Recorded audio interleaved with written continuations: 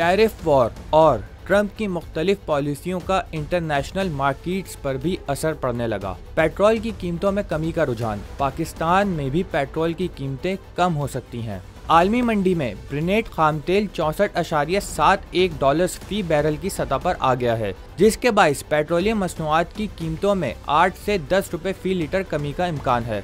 ज़राए का कहना है कि हुकूमत की जानिब से इस वक्त पेट्रोल और डीजल पर 70 रुपए फी लीटर लेवी आयद है। आलमी मार्केट में पेट्रोलियम मसनूआत की कीमतों में मुसलसल कमी के पेश नज़र GST की शरह बढ़ाने पर गौर है। वाज़ेह रहे कि हुकूमत ने 31 मार्च को भी पेट्रोलियम मसनूआत की कीमतों में कमी की बजाय बिजली की कीमतों में एडजस्ट किया था।